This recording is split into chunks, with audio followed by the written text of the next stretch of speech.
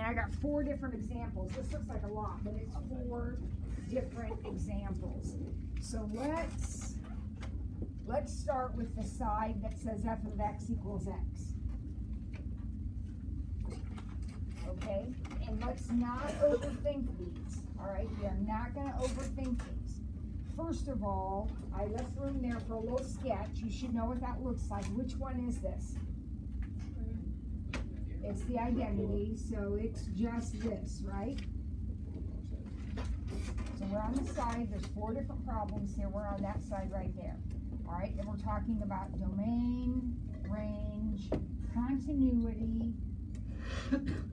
vertical asymptote, horizontal asymptote, bounded, all these words. We just want to make sure you know what these words mean.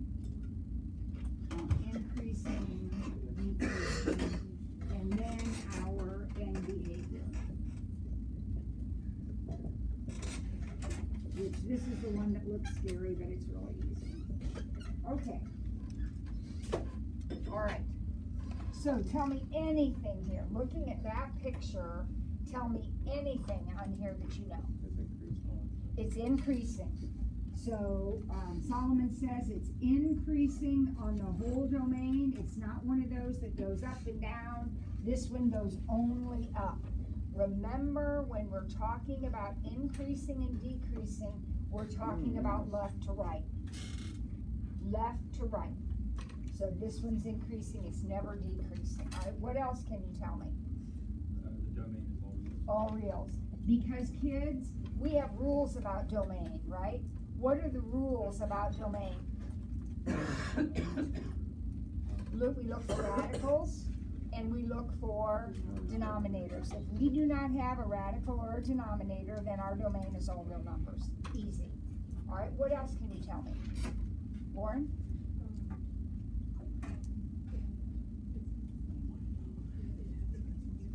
What? It's continuous. And the reason it's continuous is because when you drew this on your paper, you went in one piece. You didn't break. You didn't have to pick up your pencil and start over. It was one piece. Think of the greatest integer function. When you do the greatest integer function, don't you do a chunk and then you pick up your pencil and do another chunk? That's when it's not continuous. If you're drawing it in one stroke of the pencil, it's continuous. Good. There's no extrema. Extrema, very simply, guys, extrema are tops of hills and bottoms of valleys. Okay? You got to have a hill or a valley. So think of the squaring function. The squaring function. Does it have extrema? Yep. Yeah, it has a minimum. It has a bottom of a valley. This one does not. Most of them don't. This one does not. All right, what else? It's not bounded. Bounded means there's a ceiling or a floor. This one that shoots up forever and down forever has no ceiling and no floor. And it has no asymptotes. Kids, you can look at the picture and answer those. There's no asymptotes in this picture. Asymptotes are lines that the curve approaches. This thing isn't approaching anything. It's just shooting into space. What about the range? How far up does it go? How far down does it go? So what's the range? All reals. Yeah, don't say infinity. Say all reals. Okay? But if it's going to infinity, David, what's on that iPad? See, I loved that you came in early this morning, but now you're making me mad. Okay, now the only thing left is this end behavior. And all you do when you look at this notation is, look at this right here. This says going to the right of positive infinity. So as we go to the right, does our pen go up or down? Up. So that's positive infinity. As we go to the left, negative infinity means left. X is going left. As we go left, is our pen going up or down? Down. So that's negative infinity.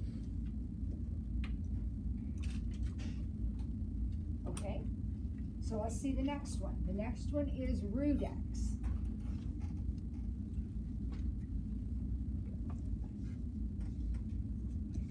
So we obviously have a different picture. What's the picture for root x?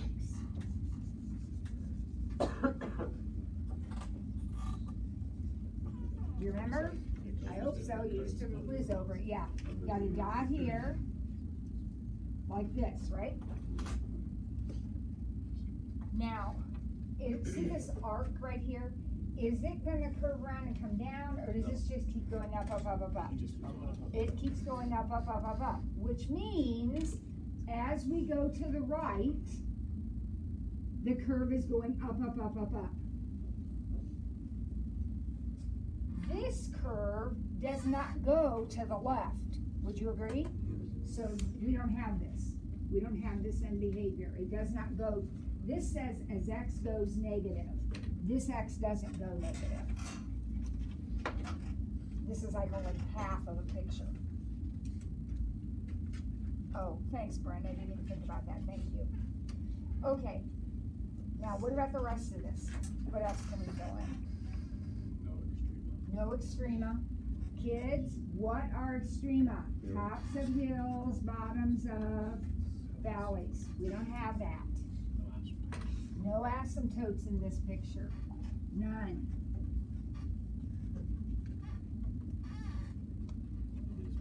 It is bounded because while it has no ceiling, it does have a floor. It doesn't go below this point. So it is bounded at y equals 0. I'm going to say below at y equals 0. It's got a floor at 0. Its floor is at 0. It does not have a ceiling. Increasing or decreasing, or both? Only increasing. You can just say yes. It is continuous. Once you start, you just keep going. No lifts. What's its domain? No, no, no. This one's got a radical in it. And what do we know about radicals? Whatever's underneath them has to be greater than or equal to 0. Right? Now range, we just look at our picture. What's the highest this goes? Range is up and down. So what's the highest this thing goes? Forever, right? What's the lowest it goes? 0. So our range is also y is greater than or equal to 0. There aren't any negative y's. This doesn't keep coming down. There's no negative y's. All right, any question about that before we do the next one? Okay. All right. So the next one is x squared.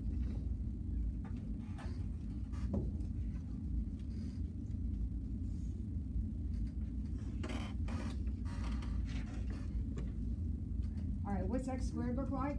That's your parabola. Okay. So tell me anything about this. What's the domain? All reals. When is the domain not all reals? When we have a fraction or when we have a radical, right? We don't, so it's all reals. What about our range? Is it all reals? No. Y has to be greater than or equal to 0. When you do range, kids, you're looking at the y's. So you're looking at the up and down. Does this picture go up forever? Yes, but it doesn't go down forever. It only goes down to 0. It is continuous, Solomon says. Is he right? Yeah, once I start drawing it, do I have extrema this time? Yes, I have a minimum at the origin.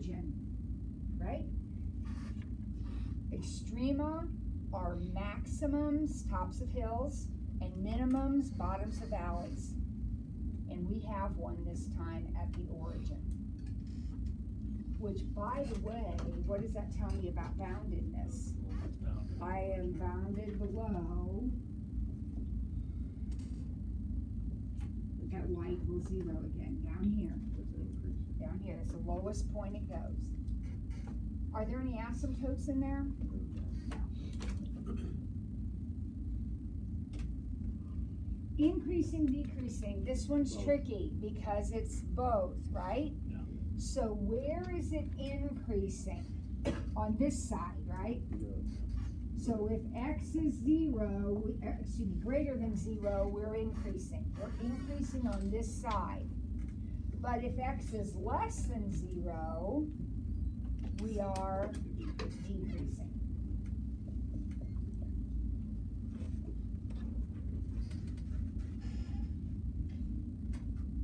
Now what's happening in terms of up and down, what's happening on both sides of the picture? On the right side, the picture is shooting up, so that's positive infinity.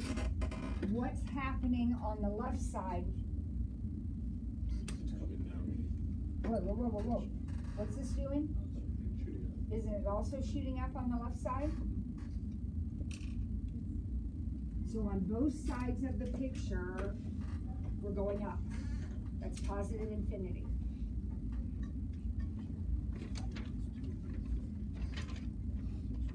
All right, we have one more. Any question about any of those before I erase them? We have one more practice.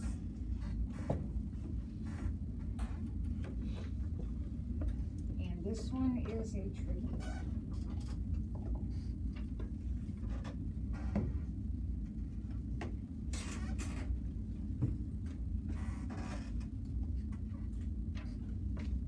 Okay, what's our logarithm look like? Everybody remember? Looks like this, right? By the way, on your quiz, you might have called that ln(x). Same thing. We didn't look to 0.10. No, but you should get in the habit of doing that. Now, this one is tricky because it's an exception to our rule. If you look at that picture, you can see that the domain is x greater than 0. I know there's no fraction, I know there's no radical, but the domain is not all real numbers because, are there any points over here? No. So what you're saying to me when you look at that picture, you're saying, I don't know what's going on, but x has to be positive. Those are the only points that I have in that group. Will? Yes.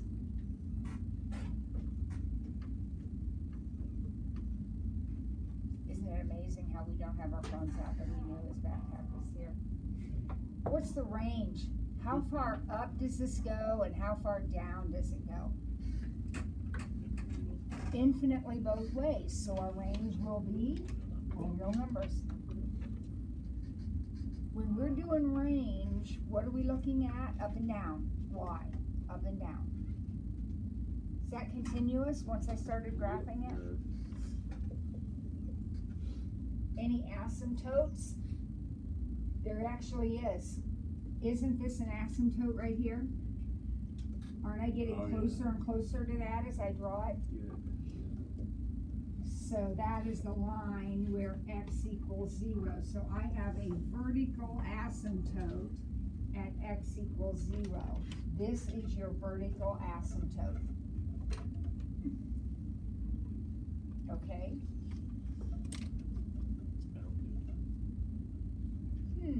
Does it have a ceiling? Does it have a floor? No. So now, what you're telling me is there is a restriction left and right. We're going to get that over here. This is the left and right and left thing over here. But as far as bounded is ceiling and floor. Don't have one. How about hills and valleys? No. What about increasing versus decreasing? increasing. Left to right, which way's my pencil going? Right. Well, up or down? Up. Up.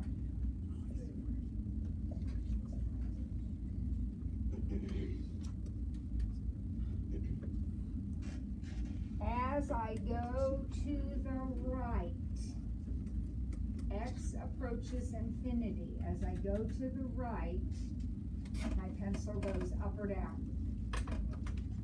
Going to the right, my pencil is going up. Up is positive infinity. Now, this one I don't have, because this picture, we had one earlier where we couldn't go left. Does this picture go to the left? No. So we don't even talk about that. Okay? Next time we gather, we're going to have a little half-page quiz. This is 4 of them. We're going to have one, and I'll make you this deal because I know this is a little bit wild and wacky.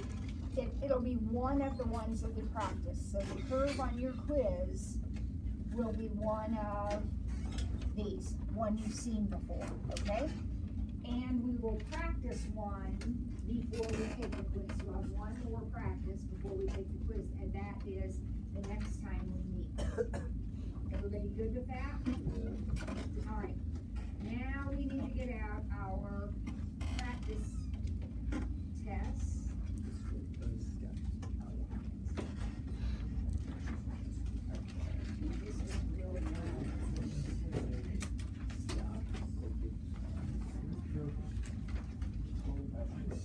Alright, so here we go. We got our practice test out. And notice I said do on another paper. I tried to save a little paper. So the first 2 practice tests you'll do on notebook paper or something. And then the last one I actually did in test format. But it just takes up so many pages. So I saved some paper.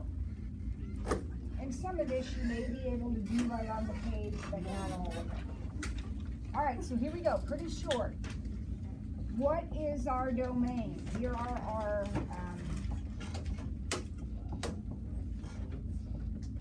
four questions that have to do with domain. We are on practice test 1. Here we go. Domain. What's your domain? X is greater than positive 3. I gave your papers to your brother. He was supposed to give them to you. No, I gave him the whole packet. Last time. So you'll just take a picture of somebody else's. I don't know. I mean, I gave him your review packet just like this. I gave it to him. So it might be civiled in there.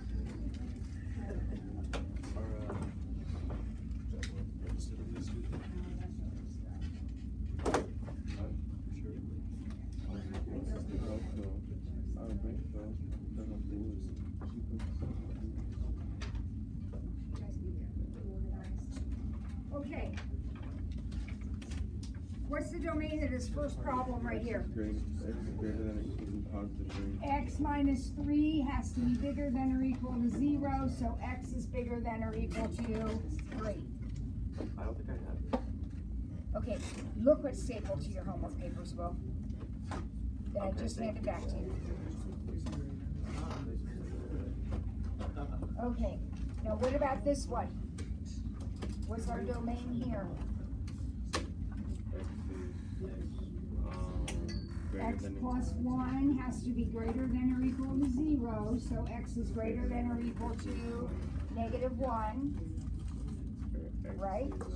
But X minus 2 cannot be 0, so X can't be 2. So this is the one, it's got 2 different answers to it. Because this problem has a radical and a fraction. So we've got rules for both of those. What about H? All reals. Because it does not have a radical or a fraction. What about this one? X plus 6 X plus 6 cannot be 0, so x cannot be negative 6. Whatever is under the radical must be greater than or equal to 0. Whatever is in the denominator cannot be equal to 0. Those are our two rules.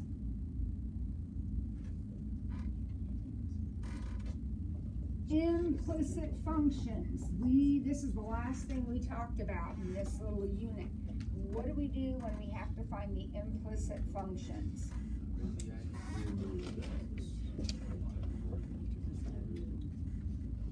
Liam, what are you doing? At whom? Why? Alright, let's pay attention. So what do I need to do? I need to get y by itself. So I'll move the x over. I have to be really careful with my signs though, kids, because if I move the x over, that y is still negative. So then I'm going to change them all to negatives. I mean, you know, divide the negative out. And then what do I need to do? Take the square root. And when I take the square root, remember how many answers do I have? I have 2 of them. One is the positive square root, the regular square root, and one is the negative square root. What's under there is exactly the same. These are exactly the same radicals, just one is positive and one is negative. But you don't want to spread in y equals plus or minus. No, we're going to write 2 separate equations because that's the way we have to put it into our calculators. Okay. If you have x squared minus 9, is that the same thing under your radical? Yes. A negative 9 plus x squared is the same as plus x squared minus 9. So it doesn't matter which order you have this written. But you're going to write them as separate equations because that's how they go into the calculator. Implicit functions. All right, now we've got horizontal, vertical, asymptotes, and holes. You are not sketching these. You are simply deciding where you have vertical and horizontal asymptotes and holes. All right, so what about problem 1? What can you tell me about it? First of all, there aren't any holes. How can I tell so quickly that there aren't any holes? Because you can't factor and cancel. The only way you have holes, removable discontinuities, the only way you have them is if you can cancel. Nothing factors here. There is not going to be any canceling. So that's it. Gideon, you with us, sweet pea? Okay. Now, what about vertical and horizontal asymptotes? Do you remember anything about those?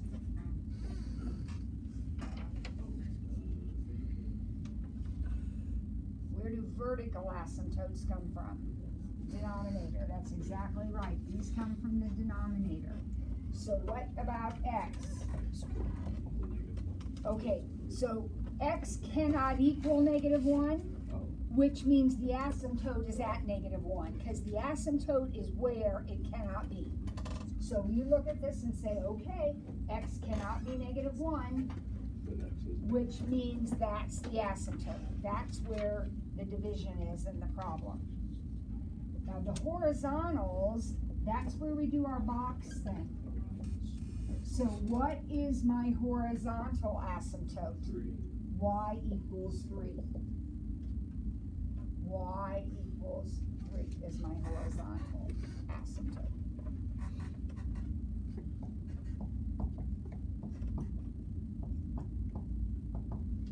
All right, same thing here. You don't have to graph anything. You just have to figure out where the asymptotes and holes are. Now, is this one factorable? It is. You can factor the top. How does the top factor? X plus 2, x minus 2. Now, that's all well and good. What didn't happen? I can't cancel. So I could factor, but I still can't cancel, so there are no holes. You only get holes if you cancel. How about vertical asymptote? X equals -5. Where do vertical asymptotes come from? The denominator. X can't be -5, which means the asymptote is at -5. It's where the cannot be's are the vertical asymptotes. David? Say on the instead of we had x plus 2 on the bottom, so you cancel those out. Would that be the whole? Yes, we're going to do one in a minute, but yes. Now, horizontal asymptote. What's the box look like?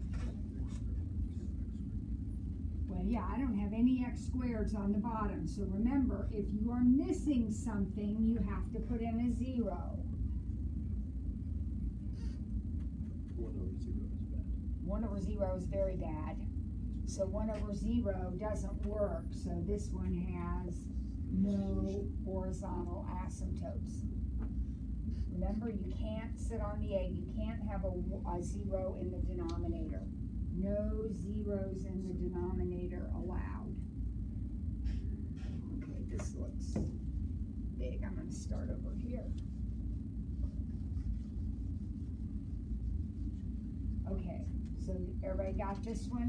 There's no horizontal asymptote because you got a 0 in the bottom. All right, now this looks big and scary. So how are we going to start this?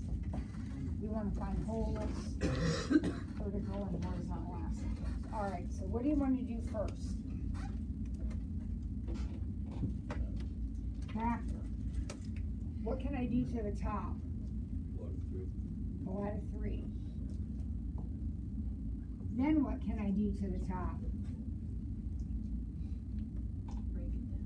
X plus 3, x minus 3.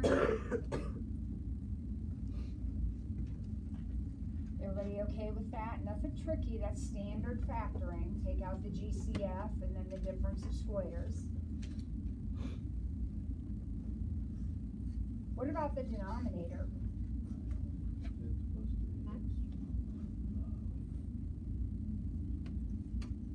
Pay attention, Will? Okay. What about the denominator? X minus 3, x minus 1. Does that look okay to everybody? Now we're going to have a hole because these will cancel, and we are going to look at this problem now. This is what we have right here. This is our new problem right here, right? Yeah. That's our problem. But we canceled something out. And when you cancel it out, it creates a removable discontinuity, a hole. Now, what x value did I cancel out? Positive 3. Kids, we always take the opposite. Always, always, always. So we canceled out a 3. Okay? So what we cancel gives me my x coordinate because I'm canceling out an x. Now this is my new equation, and this gives me my y's. This is what y equals. Y equals this. So if I want the y coordinate, what am I going to do?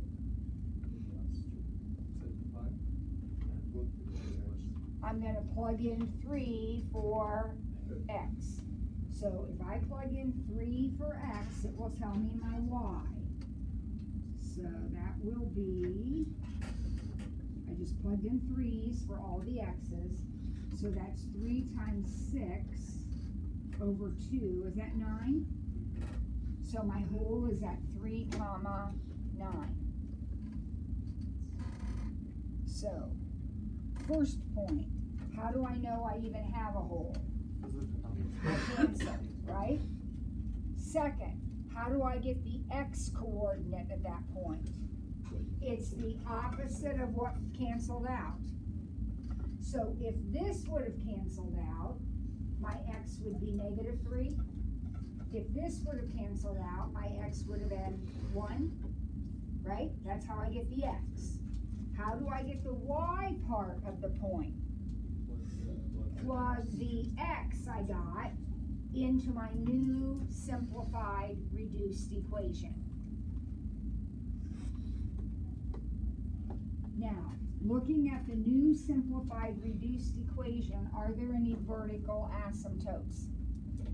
Yes, there is. There's one, and where is it? X equals 1. Where do vertical asymptotes come from? Denominator. Look at the denominator. X can't be 1. Vertical asymptotes are cannot be's. Now, how do I get horizontal asymptotes? I build my box. So I'm going to box in right here. And if I distributed, wouldn't I have 3x here? So I have 3x over 1x. So where is my horizontal asymptote? At y equals 3.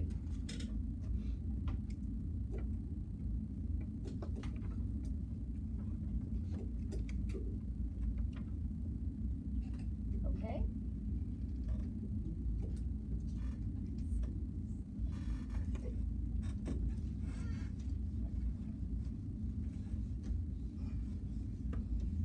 Alrighty, now we actually are going to sketch.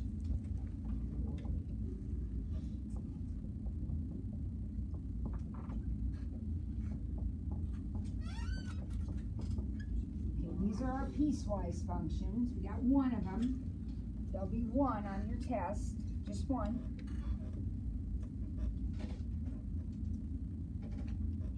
Do this in different colors. So first I'm going to graph this one, which is y equals 2x plus 1. So I'm going to go ahead and graph that. What is that? What shape is that?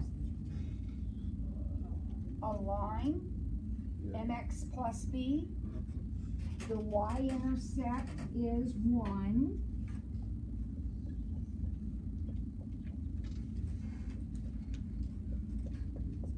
The y-intercept is 1, and the slope is 2. So up 2 over 1.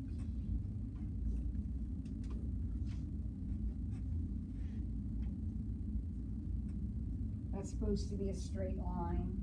Oh, it doesn't look like it, but it really is supposed to be a straight line. Pretend that's a straight line.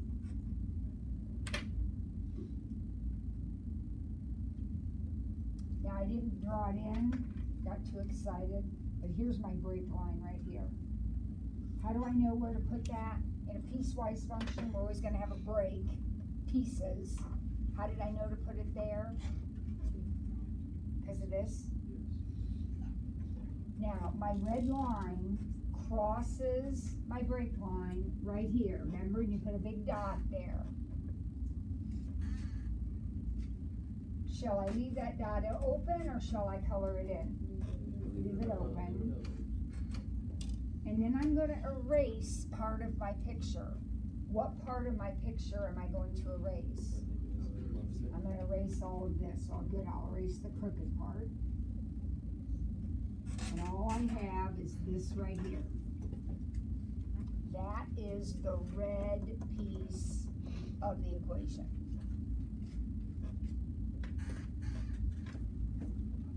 Now, the blue piece is going to be the absolute value, right? The absolute value is a V.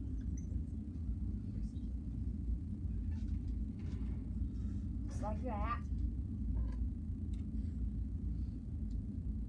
And it crosses the break line right here.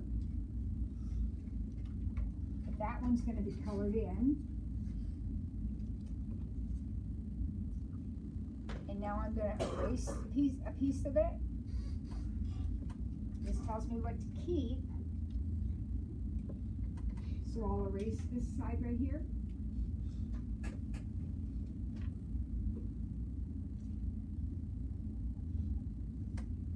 If we don't draw the asymptote on the test, we will get that wrong. No, I'm not. This really isn't part of the graph. I put it in there so that you're careful about where your dots go. If you don't, that's not really an asymptote. That's just that's the dividing line for the picture. As long as these dots are lined up perfectly at 2, you don't have to have that line in there. I did that kind of as a help. All right, remember doing those the other day? Now the rest of the graphs are much quicker and easier. What shape is B going to be? Sketch B. What shape is this going to be? A V. A normal V would be V'ing from the origin. Where is this one V'ing from? 3 units to the right. Kids, you have to remember the rules for transformations. If the number is added or subtracted inside the problem, then it goes the opposite way you think. It goes left and right, opposite. So this one looks like it's backing up, but it's actually going forward. All right, what about C? This is a hard one.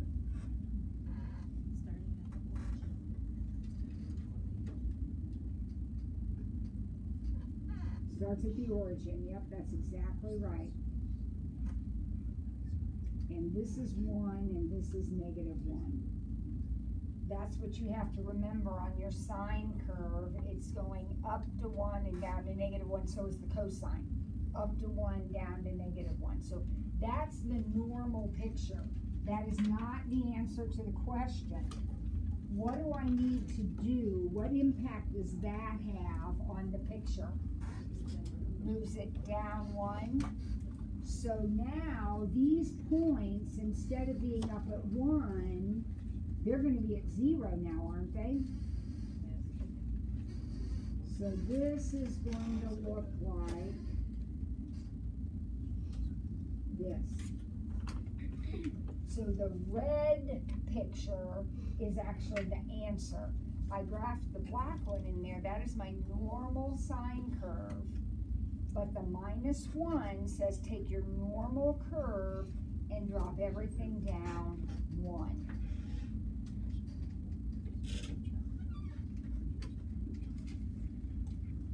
That's kind of a hard one.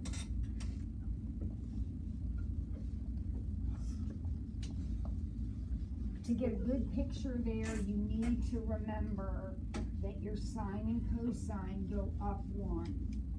Normally, they go up 1.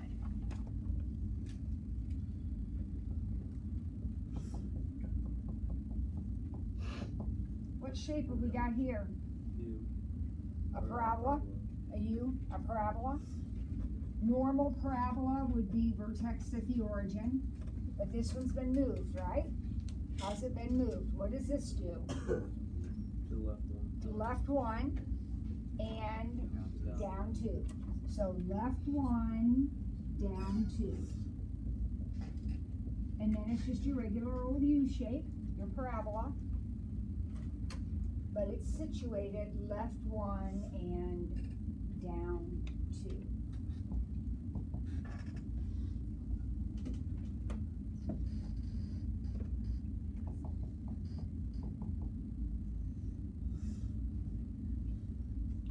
What about this one? X cubed plus 1. Now you know that your regular x cubed looks like that, right? What are we doing to it? Up 1. So see that point right there? That now is going to be up here, right? So we are going to squiggle through that point now. Up 1. Up 1.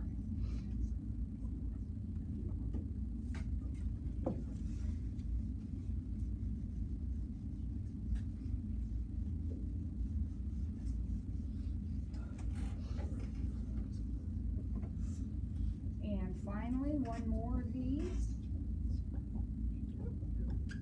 What shape is that going to have?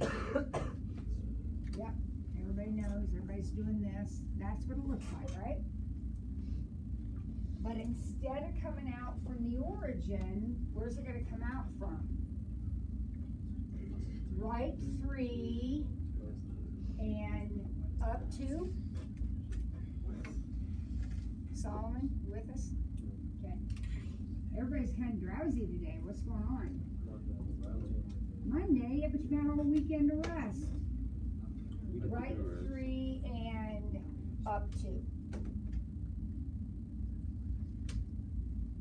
What happens on that sketching section if we don't know the shapes of our VFFs? Put in the tables. You can T-chart it.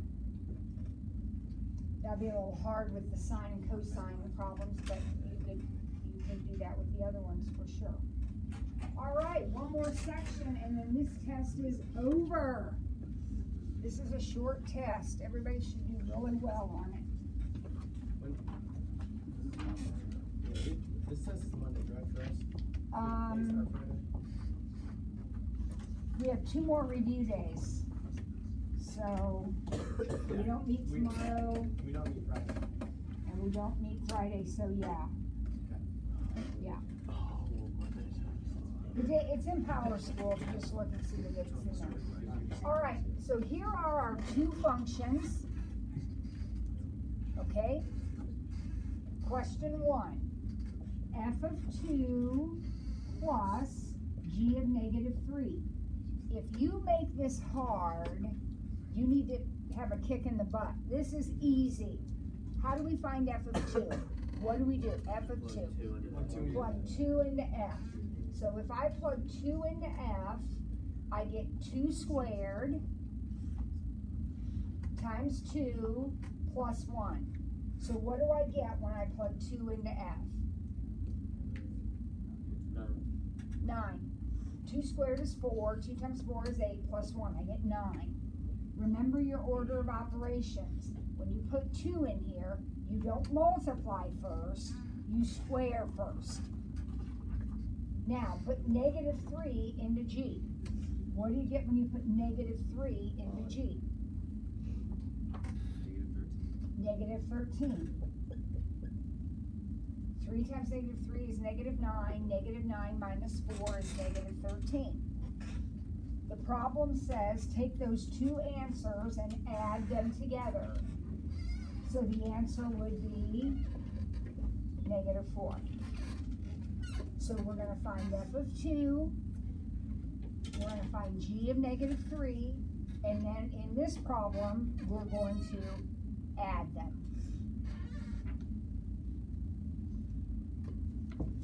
Now, what does B say? F of x minus g of x. So same 2 functions. Are we plugging anything in this time? Nope. We're just subtracting.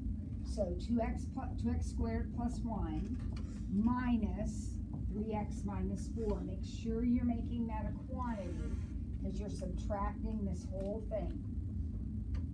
So 2x squared plus 1 minus 3x plus 4.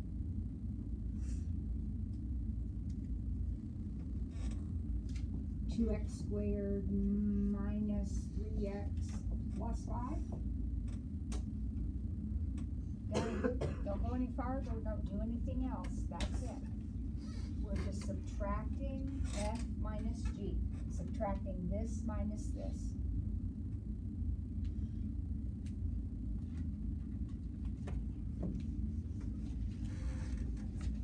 Now what does C say? What do I do here? Step 1, put 3 into G. So if you put 3 into G, right here, figure this out, put 3 into G, what do you get if you put 3 into G? 5. So this is 5. Now what are you going to do with the 5? Plug it into F. So that's 2 times 5 squared plus 1. Watch the order of operations. What happens first? Squaring, exponents, PEMDAS, exponents. So this is 25 times 2 is 50, plus 1 is 51. So the answer to the question is a two-step question. We put 3 into G, get an answer, take that answer, put it into F, and that's your final answer. And the last question on the test, on the practice test, this is exactly the same, except I don't have a number. So I start right here. What's f of x? The equation. This is f of x, right? So it's 2x squared plus 1. Now what do I do with the 2x squared plus 1? Plug it into the x in the g function. So I take my f and I plug it in right here. So I'm going to have 3 times 2x squared plus 1 minus 4. So 6x squared plus 3 minus 4, 6x squared minus 1 is your final answer.